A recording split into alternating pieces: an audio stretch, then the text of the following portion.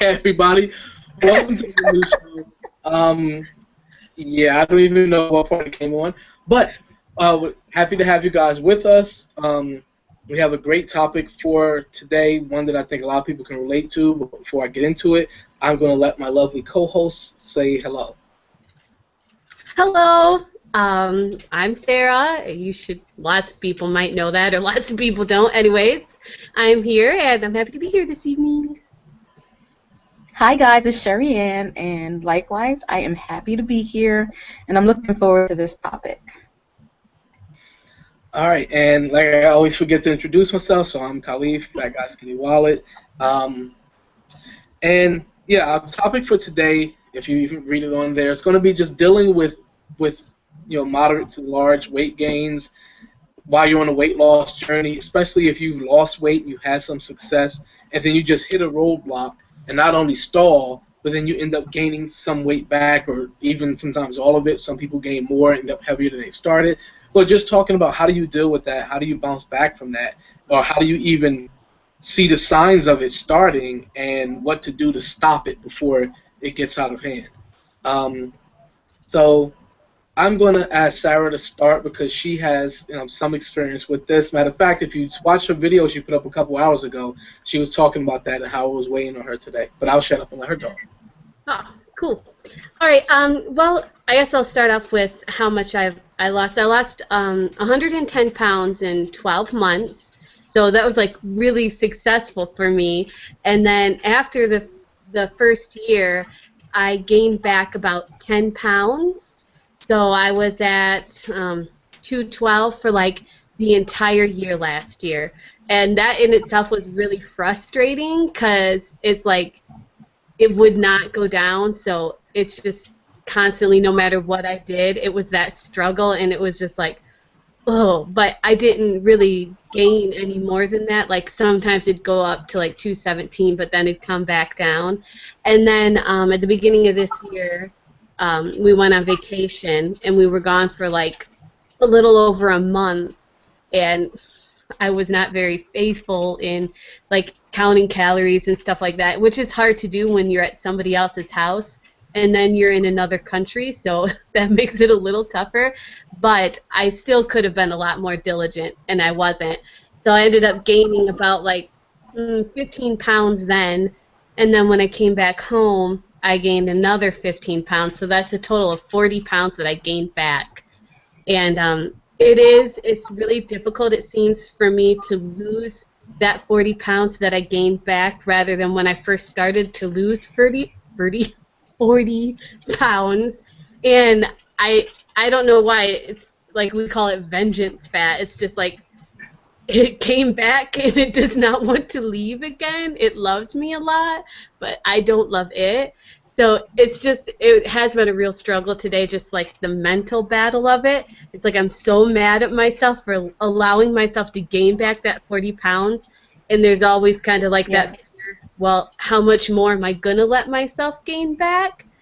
So, yeah, that's where I am right now. And I'm working on just taking it a day at a time and not focusing so much, like I get on the scale and it's like I want every day it to be down a pound, like, but Yes. that doesn't always happen, and it's like, oh, and sometimes it'll go up and then it'll go back down. So one thing I'm trying to do is just weigh myself weekly, otherwise I freak out about it way too much and I do myself way more harm than good.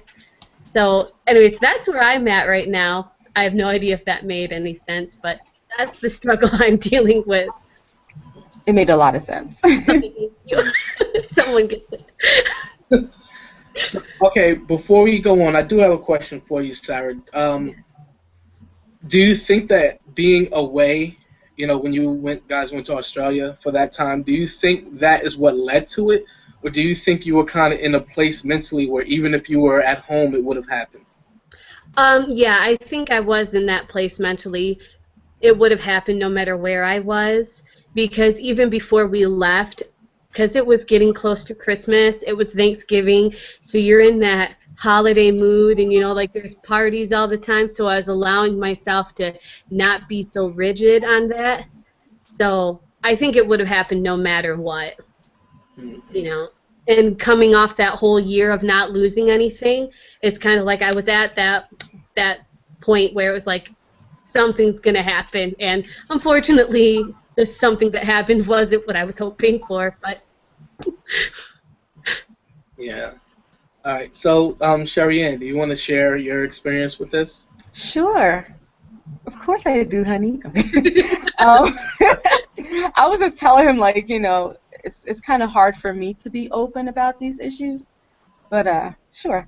Well, last year around this time, I had gotten down to low 180s. My lowest I hit was 179, and that felt really great. And pretty much since then, I've gained 50. I lost 40 to get there, and then I gained 50. So that wasn't good.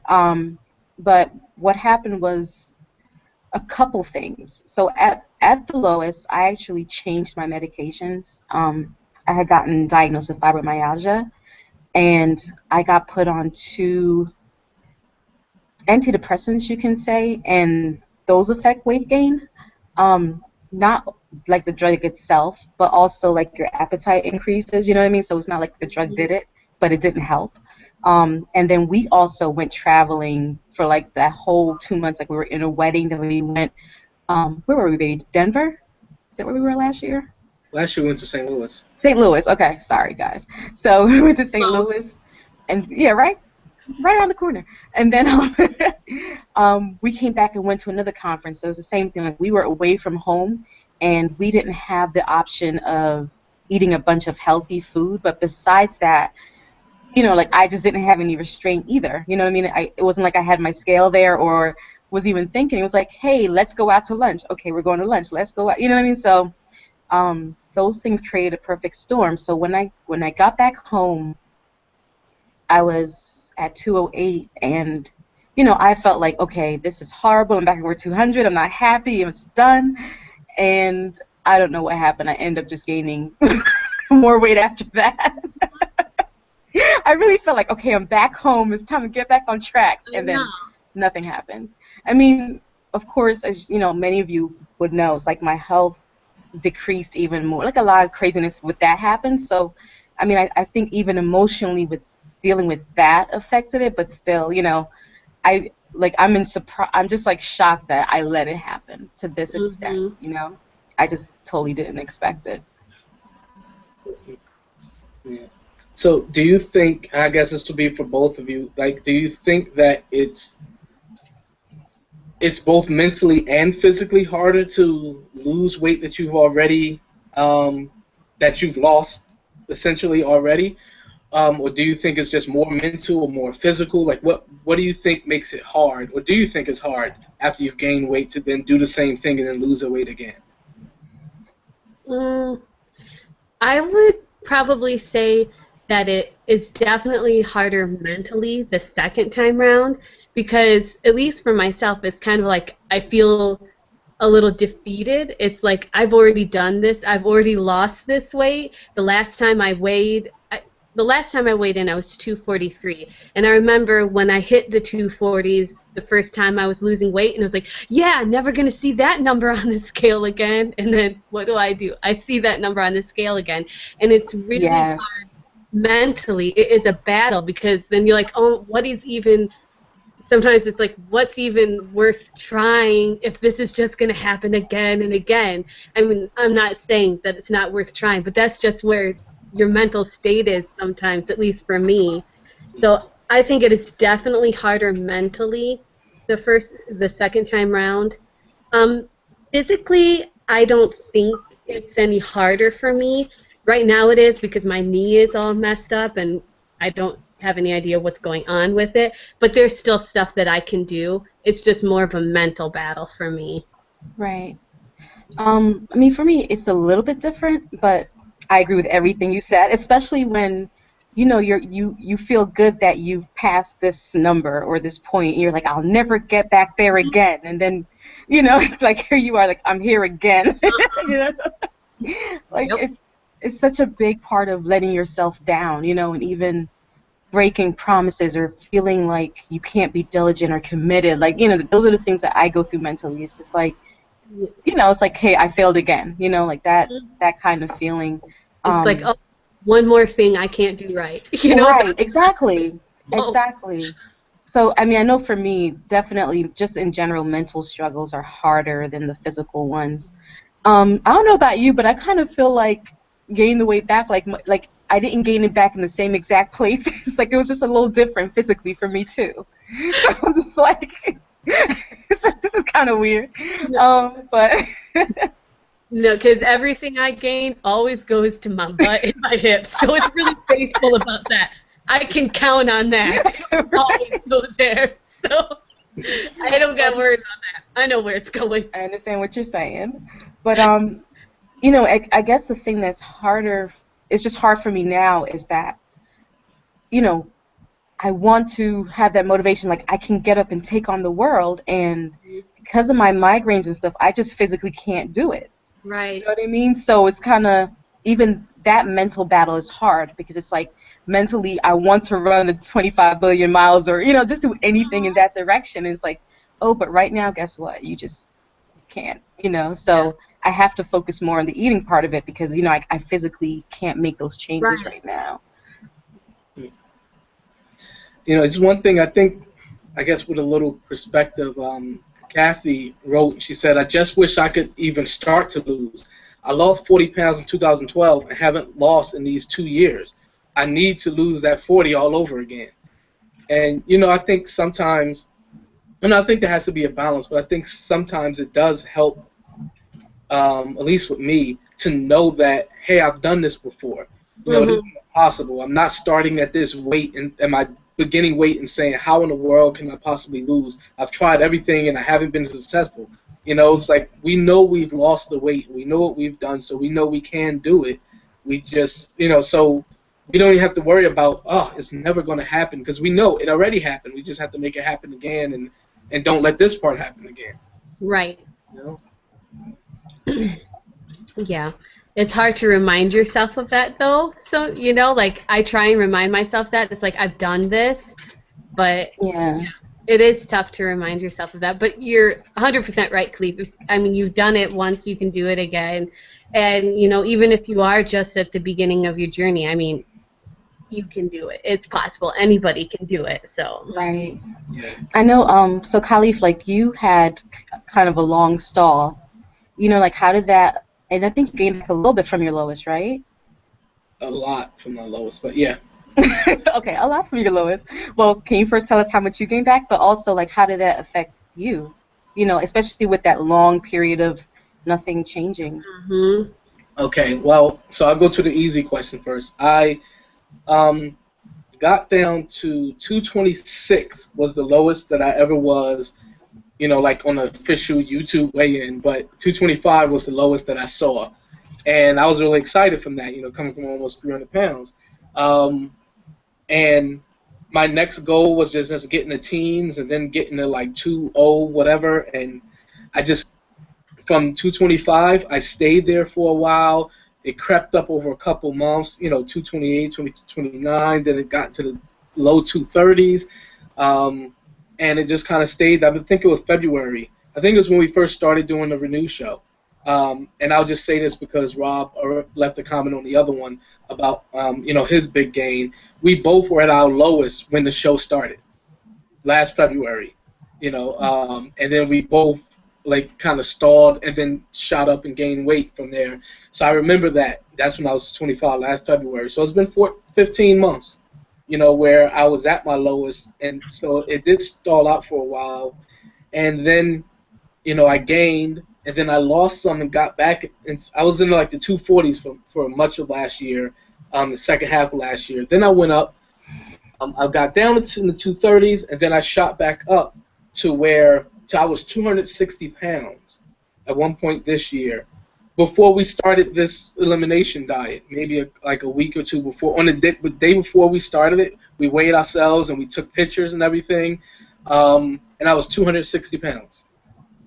And that was a number I hadn't seen probably since I was on my way down in 2012. Yeah. I hadn't seen that number. So, yeah, going from that, it was hard. The stall made it very difficult because I mean, there was injuries and other things, but you know what? Even if I couldn't move at all, I always have the ability. I should have the ability to control my calories. I should have the ability to say, I'm injured and I can't work out. So guess what? I need to stop eating as much as I used to eat because I'm not burning off that extra. You know, I used to burn off 1,500, 2,000 calories a day in my workouts, 3-4 days a week, and I went from doing that to doing nothing or just running, you know, and that was it because I heard everything else. So, you know, I should have just been disciplined and say, hey, okay, my physical activity went down, so I need to drop the amount of calories that I'm eating.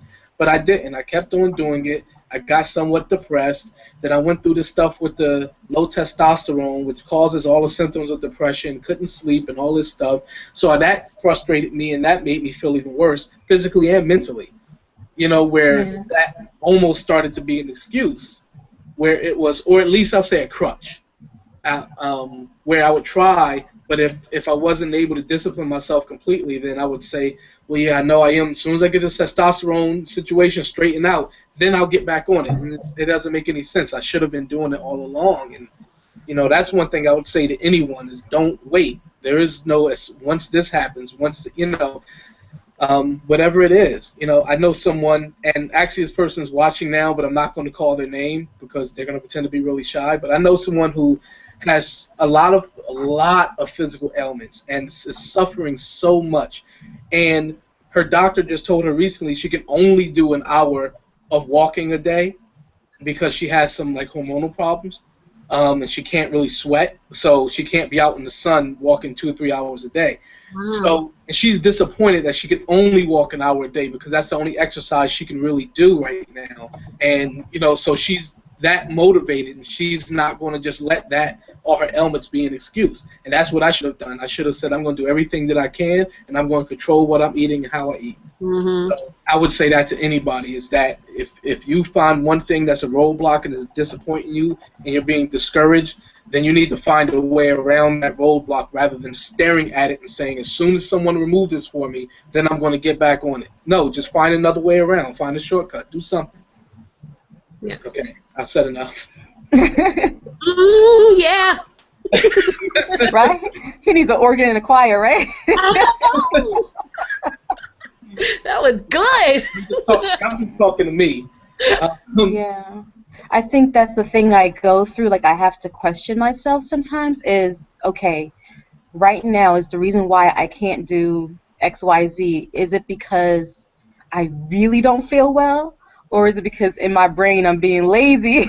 You know, I'm trying, you know, like I always have to kind of challenge myself because it is so easy to use certain things as crutches when they come along, you know? Mm-hmm. It is. Yeah, I find that with, like, my knee, like, I won't, like, a couple of times I haven't done the workout because I'm like, oh, well, my knee still isn't all the way better. And it's like, but I could have done something else, but I didn't. You know, it's like, maybe I can't do what I usually did, but I can, you know, I can still be outside walking, so.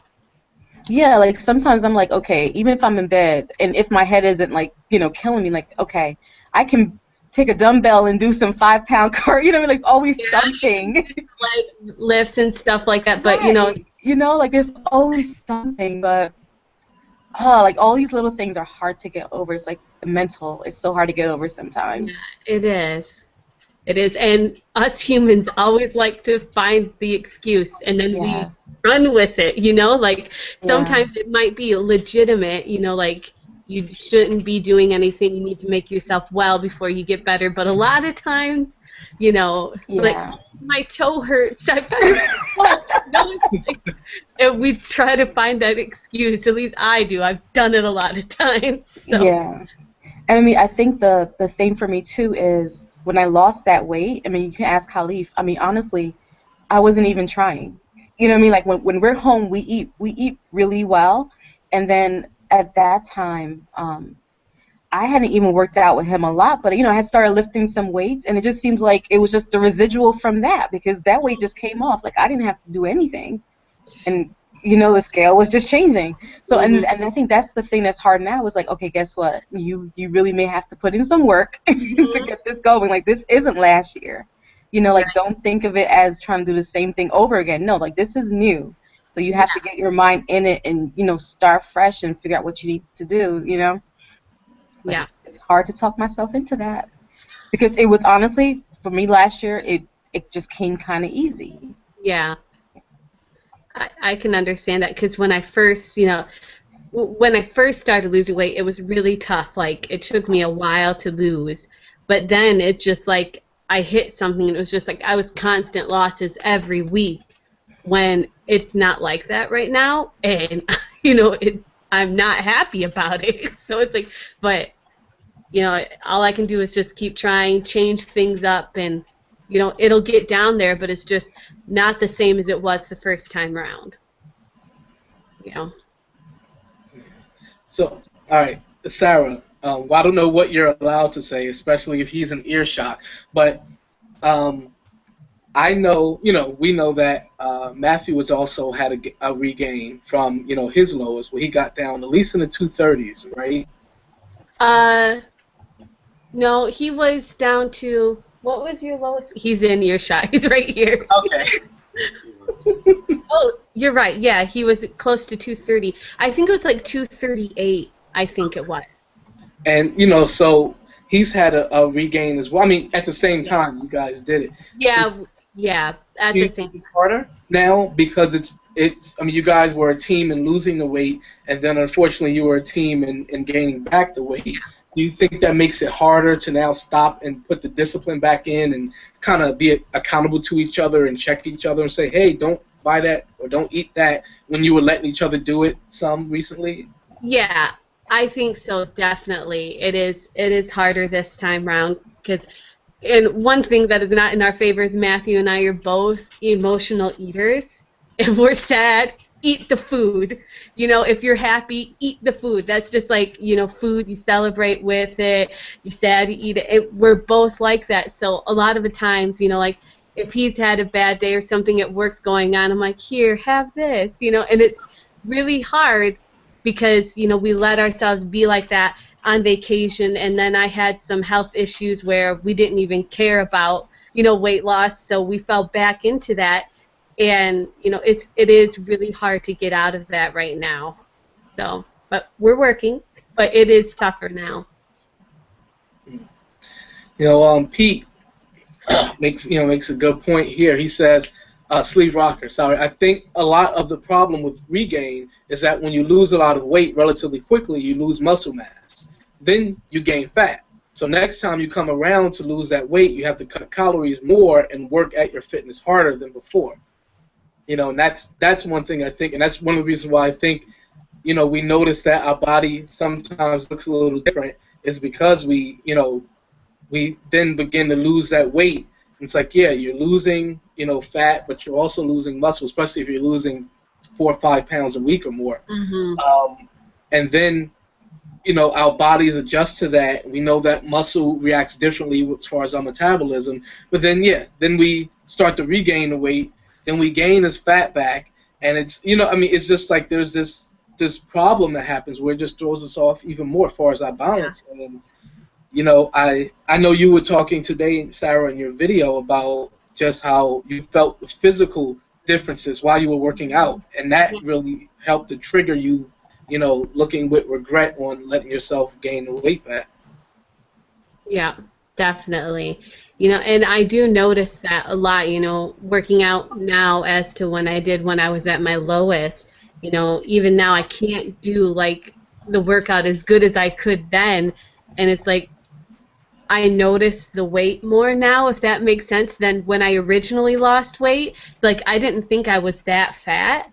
But then now that I've gained back a little bit of weight, it's like, whoa, holy cow, like I can really feel it. Before yes. I did, I don't know if I'm making any sense, but yes, like, yeah, because I remember, like, when I got weighed in one time at the doctor's office, and it was like 297. I was like, cool, it's not that bad, But now it's like, I'm like, oh my god, It's like, holy cow, I'm at 243, It's like, it's just totally different, but yeah.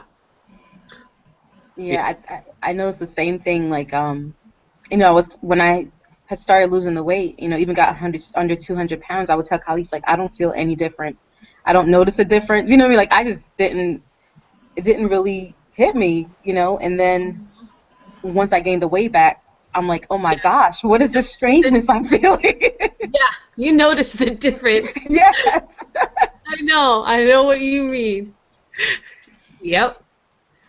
But Yeah, and Susan just, noted that a lot of times when we regain the weight, we usually gain back more, than we lost. Which definitely seems, or at least we gain it back much faster, so.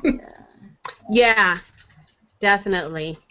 Yeah, because I've gained back this 40 pounds since we went on vacation in December, and that's when I started gaining. So, like what? That's like 6 months. Am I right? 7 months? I'm really good with the math. Yeah, so, I mean, I guess that is pretty quick, though. 40 pounds and that, but... And it's definitely a lot easier to gain that weight back than take it off. So. Yes. Yeah. I think that, a lot of times when we go through it, we've all said it's the mental thing, but, I think sometimes, obviously it's like the direction that we're coming from. Like, we're going down, and you can hit the same number and be happy and be thrilled. When you were 250 and got into the 240s, I bet you were excited to see 240s. When I first saw 260, I was happy, and I probably felt and looked a lot better than I did when I recently hit that number. So it's like, the direction we're going in, because we're comparing ourselves to the last month or the last 2 months.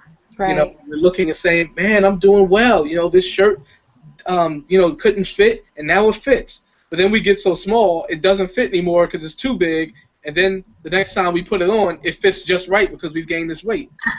Yep. There. Yep.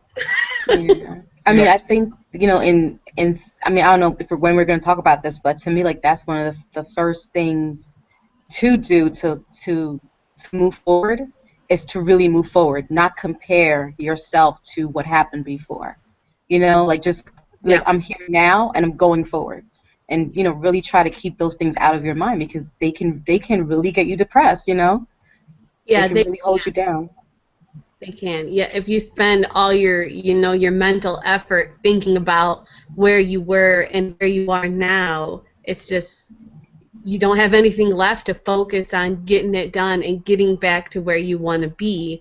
So you really have to tell yourself, this is what I'm going to focus on, and just put those thoughts out of your mind. It's so much easier saying it than doing it, but it can be done, and it's necessary for success. You have to do that. You have to decide, this is what I'm going to focus on. You're 100% right. Right. It's kind of like with money.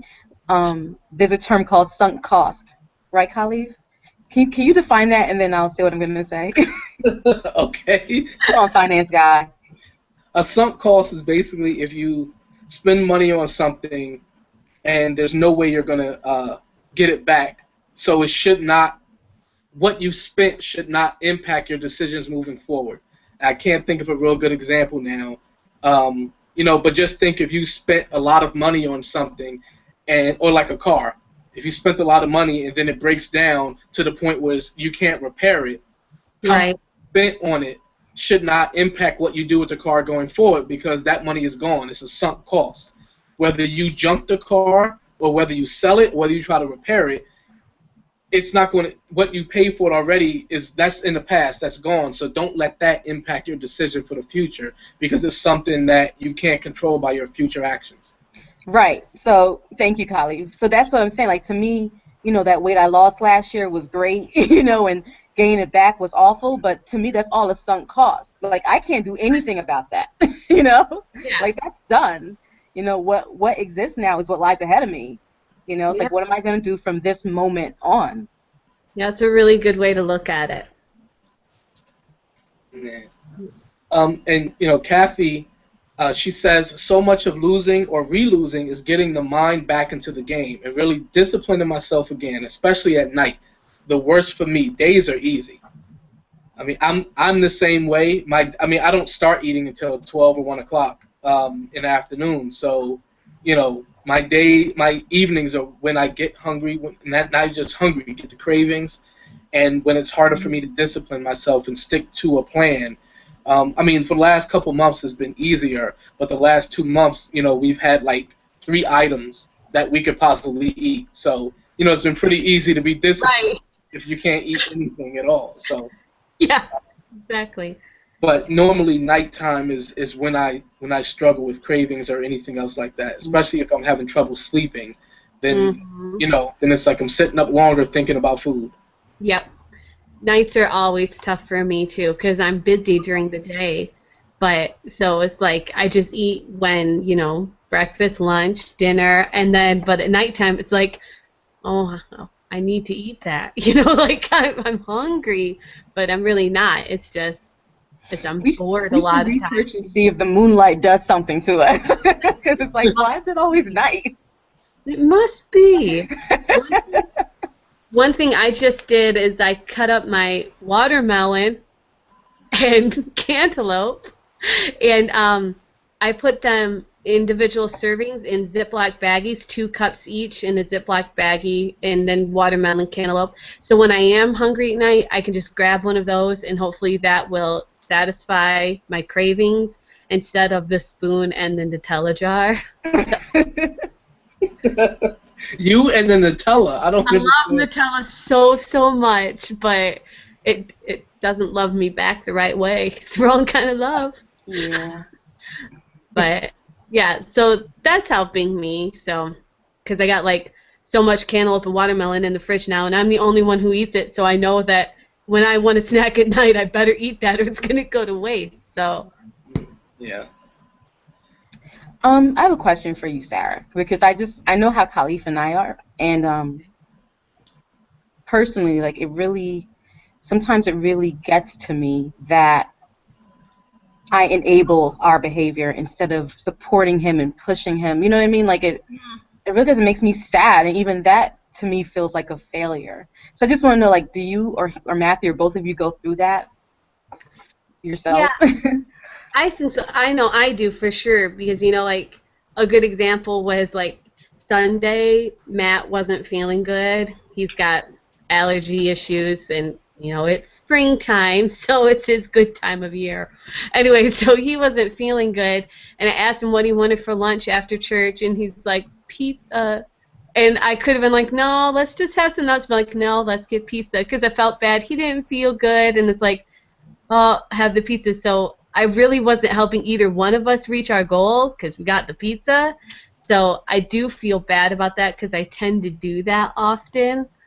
So, yeah, I feel bad. Yeah, I feel the same way. Like sometimes, especially for me, like if I can't cook, I feel guilty for not being able to cook. So I'm just like, he should be able just to get what he wants. You know what I mean? But I'm like, but that's not helping him either, Yeah. It's like, honey, I know you're tired, but bake some chicken breast, but instead I'm like, just get the pizza, just get the moles, Yeah, and Matt definitely does that too, like if I'm not feeling good or something, he's like, I'll just go get something, I'll get a heat up pizza or something, so yeah, that happens. How do you feel about that, Khalif?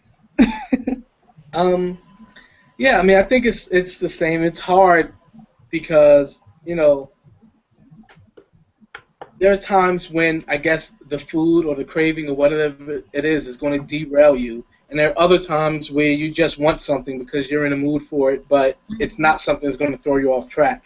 So it's hard as a spouse or someone supporting to know, should I be stern here because they're going to eat this and then 2 weeks later be crying about what happened today because it's going to derail them? Or is it just kind of something they're saying, oh, I just want to indulge in this one time, and, and that's it. With me, perfect example, if I know I want something, like we're doing something Friday night. I don't know, whatever it is, but we're going to eat something because we're going to have Bible study with friends. So we're going to be eating out then, they'll order something. So I know I'm going to have very light calories during the day. I'm probably just going to have like a 400-calorie smoothie throughout the day, and that's it. Because I know I'm saving up my calories Right. for that meal. That's different than if I come in and I'm just trying to convince Sherry Ann we should go get pizza or go to Moe's or something like that. Then I think, that's when the difference is. Whereas, hey, you're just having a craving, you're feeling weak, and you're giving in. This isn't something you're planning for and you're thinking through. This is something your addiction's coming up and you're just saying, ooh, okay, yes, master, I'll go eat you now. And that's what you're doing, rather than actually thinking and making a wise decision. Exactly. I know. I understand what you mean, because I know that we have Father's Day is coming up, and our church is going to have a barbecue. So it's 2 weeks away, but I'm already planning it out in my head. I know what's going to be there, and I'm mapping out, what I'll be eating and, what I should allow myself and stuff. So I'm planning for that, but, I wasn't planning for pizza on Sunday. That was just like, meh, it's easy, we want it, let's have it, It's two totally different things. Yeah, that's true. Losing Drea, was someone, and I've seen her go through the same thing, especially she lost a bunch of weight quickly and then regained some and has been struggling some. And her husband's also on a journey. But she says, I'm right there with you all. I was at my lowest in the 220s and gained back about 30 pounds. So, just someone else, and we know there's other people who go through that as well. Susan asked a question, or actually I'm trying to read it. I'm trying to read it while I'm scrolling.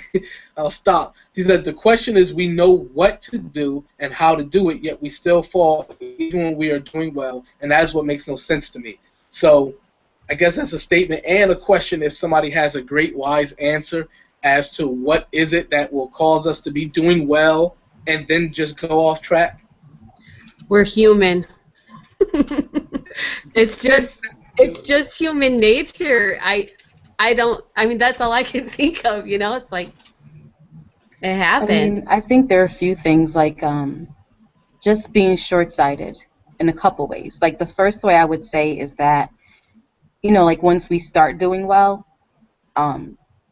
we kind of start coasting, you know what I mean? So instead of saying, you know what, I'm not at my goal yet, I'm just on my way, but yes, this feels good, but for some reason it's easy to get complacent, it's easy to slack, you feel like you're doing well, so you can lighten up on yourself a little bit, with this thing or that thing, and it just grows, and then the other way is just that it seems like most people, just in general, not only regarding this, but struggle with long-term things.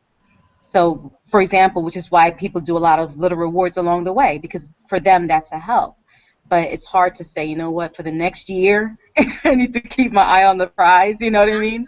So, like I said, it's human nature, but I think in both those ways, it's just, it's just being short-sighted and not being able to look at the long-term goal and to be committed all the way through to the end. I think that at least is a part of it for some people. Yeah, I agree. Talking about the night eating, Losing Drea said, I'm the same. I'm the same. I can last through the day, but then the night comes and I lose track again and eat crap or just binge. It's like I am bored. And then she adds, I work at nights, so my nights are like my days, but still I find this is an issue. So maybe that kind of moonlight thing may have some validity. She says, I've been eating watermelon and other fruits, but I still crave the carbs and fats. I'm glad there's somebody else out there who says that they crave fat, because everybody blames it on the carbs, and I actually think it's fat. Even when people say they love breads and other things, I think bread for most people tastes a lot better if you take a fat and smother it on, onto the bread. But that's the only way I like bread. Yeah, most people won't take dry bread or even a dry piece of cake unless it has a bunch of fat in it, unless it was made with butter and milk and meats and all these things. So that's what I think does it. So I think it's the fatty. But now Matt does love his carbs. He will just eat bread. I see him eating just a piece of bread. I'm like, you're so weird, because that's not right. But he is Australian. I give him a break. Right? Oh, he's from New Zealand, actually. Oh, I'm sorry. That's not the curse, right? Yeah. You might have heard that. Matt, I'm sorry. Stopped.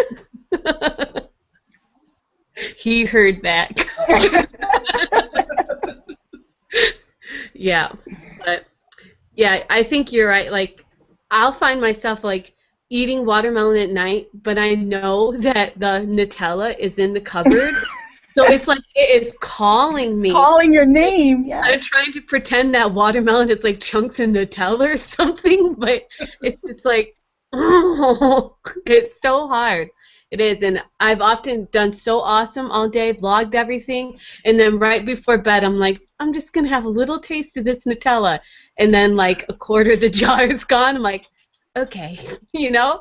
And then that happens, you're like, well, I failed, might as well fail some more, so then you eat more things, you know? That's how I get sometimes, but I've done good today, so here's hoping, but yeah. So it sounds like you probably need to just not buy Nutella and only or buy individual servings and have one a week or something like that. Exactly. Well, this was a gift from a friend, so I didn't buy it, but I took it. So I could have like hid it away or not opened it up, but I opened it. So. You know, a few people are talking about you know, their spouses and how they, I guess, support each other or sometimes push each other in the wrong direction. And Susan, Taming the Food Beast, she said, David and I do that too. In fact, we were just talking about it this evening, but I told him it is like sticking a knife in the other person since it is not helping us. So, ouch, that's a strong way to look at it. Like you're just stabbing your spouse and then I don't know where you're stabbing them. I would say the stomach, but I guess they would get smaller if you did that. So probably not the stomach, but I guess, you know, back is pretty good, I guess. And then Kathy says, food is so much a part of my husband and my time together. It is our fun times and our special time. Mm-hmm. So, I mean, I think that's something that, you know, a lot of us talk about in general is that food plays such a big part in our celebrations and in our get-togethers and then even romance. A lot of it is surrounded by food. I mean, when you think about romance, you know, one of the first things you think about is flowers and like chocolate-covered strawberries and, you know, things like that. It's just like, oh, a wonderful romantic meal by candlelight. And so I feel like food just plays such a big part. Or anything. Someone graduates, barbecue or throw a party, a birthday, throw a party and have a bunch of food there. And you're talking, or go to someone's wedding and you're talking about how good the food was. That's the big thing people remember about our wedding, is that the food was so great. Yeah. That's what people remember about us too. They're like, funny. Did you pay attention to the actual ceremony, or was it just And Kathy added, she said, my sister-in-law just stopped eating so much and lost over 100 pounds. Sometimes I think that is the only way to do it. Just stop eating most of the time. Being obsessed with food all the time keeps food too important in my life and day. That is awesome. Yeah. Yeah. And I've asked myself the same question. I'm sorry. I asked myself the same question. Like, sometimes I'm like, why is food so important? You know, because, you know, like I shared before, like before the last 7 years, I had never been overweight in my life. And to me, I'm like, because food never mattered, you know? Even sometimes now, like, Khalif has to remind me to eat because, you know, food just sometimes is just not an issue for me. Then sometimes I'm like, why is this so important? You know, like, why am I killing myself to have some butter on my toast right now? I love butter. You know what I mean? So it's like, that's just such a good point. Yeah. And, like, in line with that, Sean's Twig and Rock cereal, he said 90% of the time it's the food. No one gains weight in the absence of excessive calories. We all get lazy and a bit too confident, even if we have lost a significant amount of weight. A reminder why tracking everything religiously, from calories to exercise, is so important.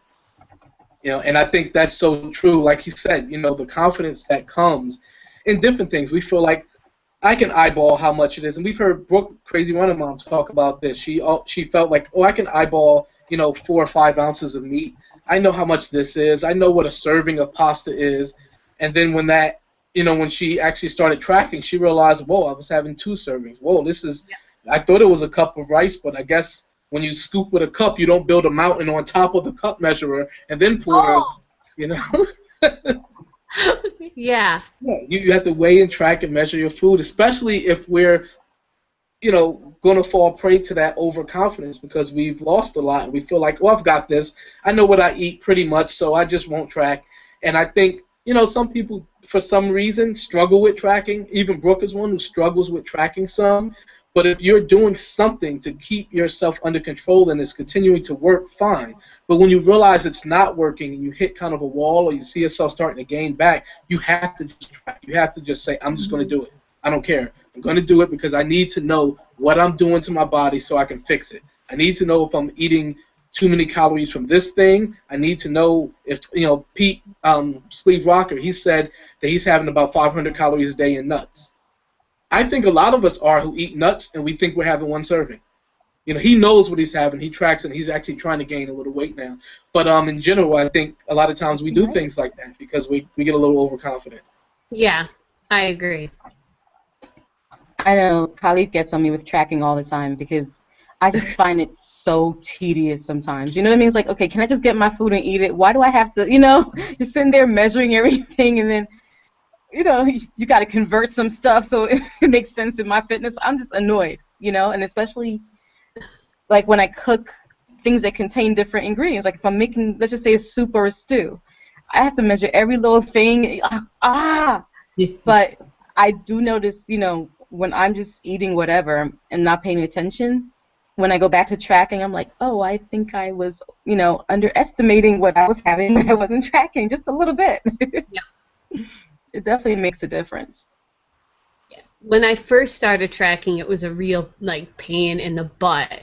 But it's like now I've got a system down, and a lot of the things I made are already programmed in, so I can just click, boom, one serving. I know what a serving is, a cup or something. But it is tough when you're making a recipe, and it's like, the recipe has 10 different ingredients, and you're like, oh my gosh, and then you have to figure out, well, how much is one serving? How much will this, and if you're cooking and other people are coming to your house, we had my nieces over, and I made something that's like, okay, well, this should serve 8 people, so this is one serving, and it's tough to do that, but it's worth it. It really is. Now, if I can convince Matt to agree with me on that, I've been trying to get him to count calories forever. I thought he did say he agreed, though, right? Didn't he agree? He did. He agreed, but he hasn't started counting calories yet. Okay. We're pushing for you, Matt. Yeah. Yeah. He heard that, too. I heard a little chuckle there. Losing Drea also chimed in as far as, supporting your spouses. She said, hubby and I do that, and he had weight loss surgery on January 8th. I thought his getting the surgery, and the fact my mom had it 14 years ago, would help me in my efforts, but it is not the case, and I am now eating what he can't finish. Then she said, also the same as Sarah said, I don't help when he craves bad things to eat and vice versa. One of the things I know I did when I was doing well with my weight loss efforts was I didn't care about what he ate, and I just thought of myself and what I needed or wanted, and he either ate it with me or helped himself. Also, I stopped doing videos. With the gains, I have not felt like I have anything to share. So, I think there's a lot of things in that, but you see, I like what she said about, and I know a lot of people do that. She just focused on herself and said, okay, he'll eat it if he wants to, and that probably was, that probably was easier than trying to cook for, both of them and incorporate things that he likes, and maybe that changes what she would have done if it was just her herself, and so it's definitely a battle. And I mean, what would you say about the last thing that she said? She stopped doing videos. For anyone who uses social media to keep themselves accountable, what would you say, Sarah, is one thing about that when you see this the regains happening? Do I think she should continue doing the videos? I think. Yeah. Yeah, I think she should, and I think it's important to keep on, coming here and with the community and talking about it, because there's people out there who have gone through the same thing and can be giving you advice and encouragement, and holding you accountable when you say you're going to get back into it. They're going to be there and be watching your videos. For me, I know every week when we do a video, you know, we're going to talk about what happened, and it's like I try and remember that and remember, you know, there's people out there who are going to know this, and, you know, it's kind of like an accountability thing. So, you know, I struggled with, while gaining this weight, it's like, you know, should we keep making videos or just stop? And obviously we decided to keep going because it's an important part of your journey still, you know. It's you're not at your goal, you're not done. So, you know, I think you should just keep on going no matter what, ups and downs, because I think it's important. It's something you committed to, and keep going. That's. And I mean, as someone who watches more videos than I've made, I can say that I appreciate when people are really transparent, and even that is encouraging to others, you know, Agreed. because this is your, you know, people who make videos, you guys are brave enough to put your lives out there, you know, and the people who are watching, we're not trying to watch some perfect skinny celebrity on TV. We want to see your life, you know, and that's part of your life. And I think your viewers are they're into you. They're not into you being perfect. They're not into you only being successful. They are into you and your story. And even with the letdowns, that's a part of your story, and all those moments can help someone else. So I say, please keep making videos. Yeah, it's like it gives people something to relate to. It's the realness of life. You know, we're surrounded by perfect celebrities and, you know, perfect weight loss all the time on like TV shows and everything. And on these, you know, these vlogs, and these are real people talking about real life stuff, and if you can relate to it, it's like, whoa, you know, there's somebody else out there like that. So I agree, Sherry Ann. I think it's. I agree. I mean, I you know, tell people that when they disappear and say, oh, well, I was gaining weight, and, you know, it's like, so come on and tell us that you're gaining weight. You know, it's not so much come so we can give you advice, but it's really just come so you can put yourself out there, you can talk through things, you can hear what people say. Maybe somebody will say something that resonates with you, and you start interacting with them, and that ends up giving you some support. Or, you know, maybe it's just at the end you end up motivating someone else when you come through it. You go through a 2-month period where you're struggling and you're talking about all of your struggles, everything that's going on in your mind, and someone else comes along 2 months later and sees that, and they avoid the stretch that you hit because they see how you were able to get through it at the end. And they're able to apply that to themselves after 2 days and snap out of it. You know, so it's like you're doing it for yourself, and you also can be doing it to benefit others. So I would say keep making the videos even when you're struggling, and be honest. You know, if you know why, then don't come on. And this is one thing that gets me, I have to say, is to say, I don't know why I'm gaining weight. I don't know what it is. Ooh, man, it must be my time of the month. Like, do you really gain 20 pounds every cycle? I don't think so. So it might be something else. You know, Aunt Flo is visiting. Man, it's Shark Week. No. It's not. It's been fat overeating 3 months, not Shark Week. So just admit it, be honest, and everybody will say, wow, I was dealing with the same thing. You know, nobody wants to see perfection. I only know one person who actually went through and never had a gain and got to her goal, and that was Elizabeth Henderson, Saucy Again. She doesn't really make videos much now. But yeah, she had RNY, weight loss surgery, and she lost the weight. She never had a gain any week, and she just hit her goal. And she actually lost a little more after her goal, but she never had she never touched everything that she said I'm not going to eat at the beginning of a journey. She didn't eat it. Wow.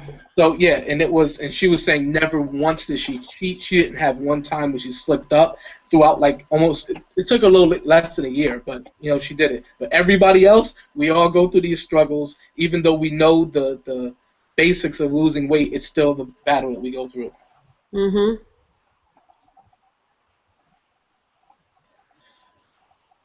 Okay, yes, I have to agree with Susan here. She just said, people drive me crazy eating cake without icing. I mean, what's the point? I'm with you, Susan. I don't understand it either. My dad says you ruin cake by putting frosting on it. He hates it. See, okay, now, I love cake. I mean, if there was a vice, it's cake. And I often have to give Khalif at least some of my icing. I like icing, but I'm not eating it for the icing. I'm eating it for the cake. So I do not like too much icing on my cake.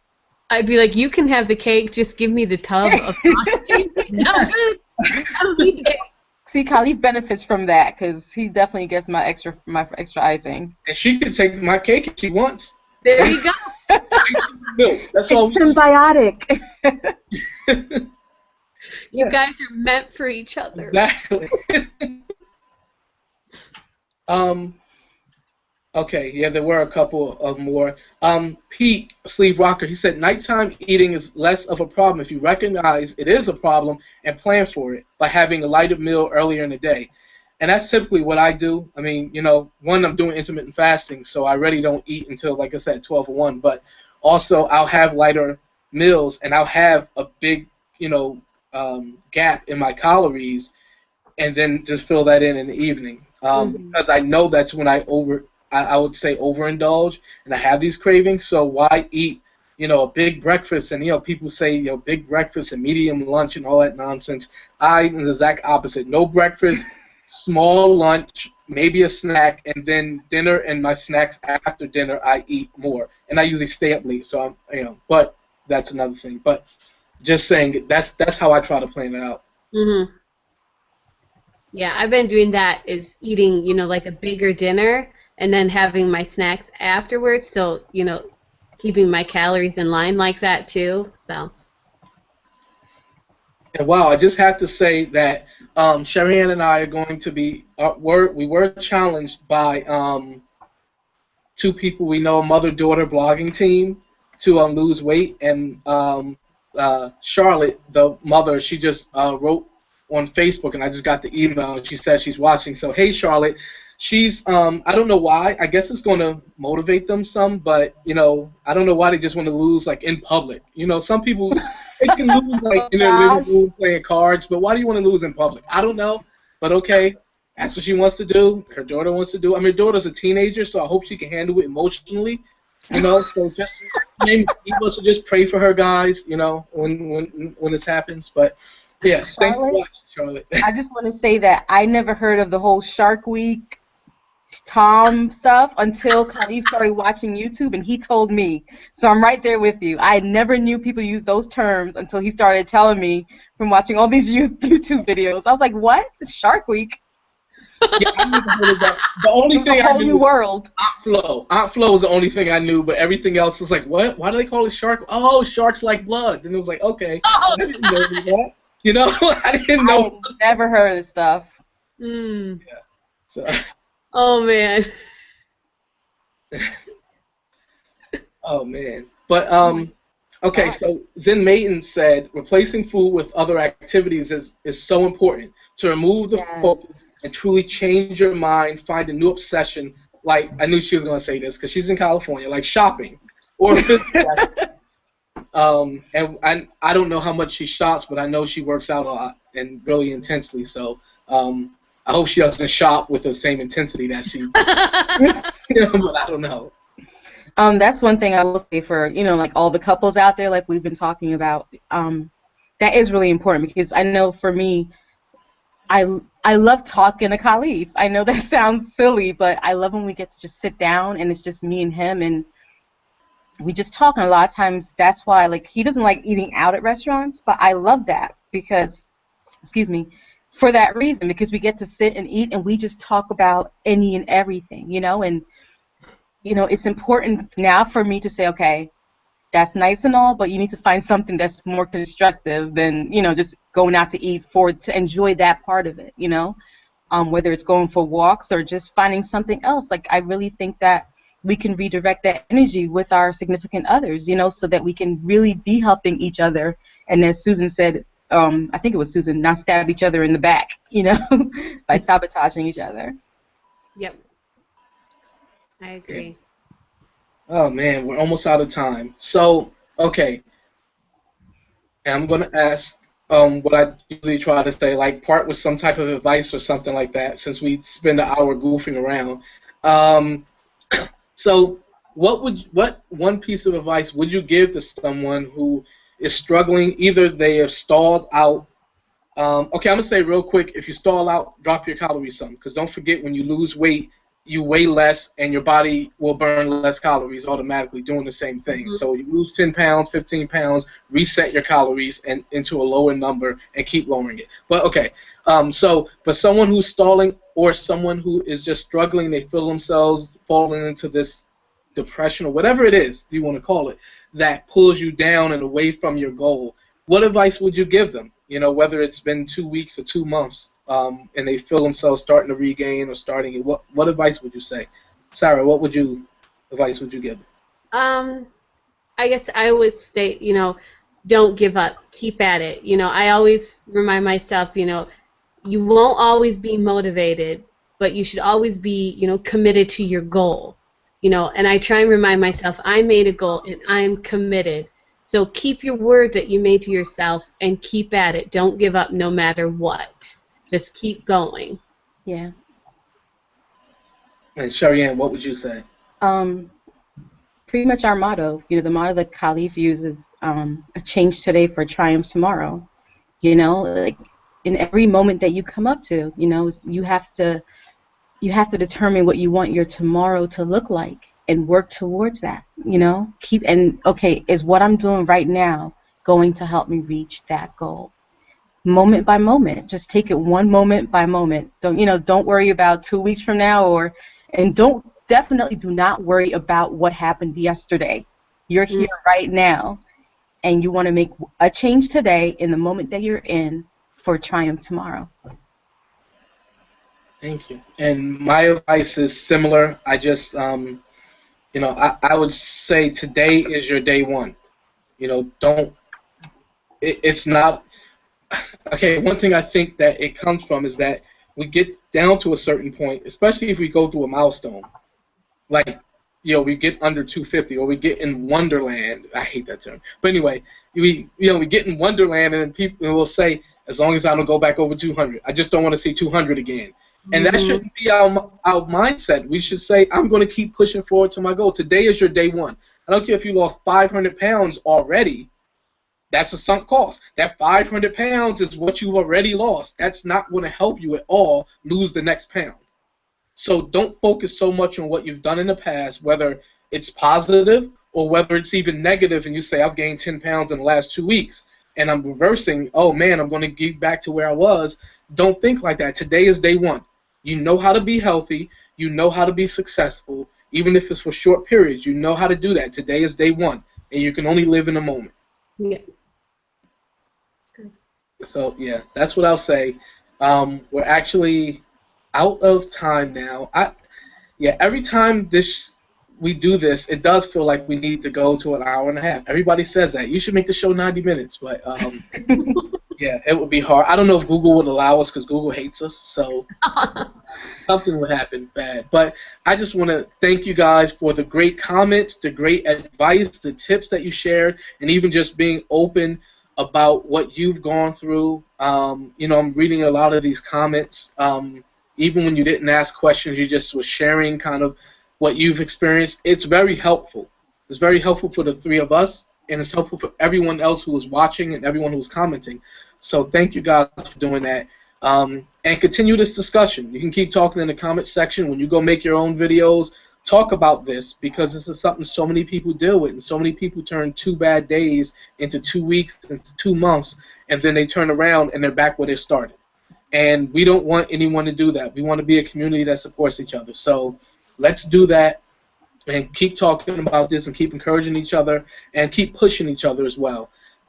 Sarah, I just want to thank you for coming on. I asked you, I think, like over the weekend, so it was kind of like a last-minute thing, and you were gracious enough to be able to come on.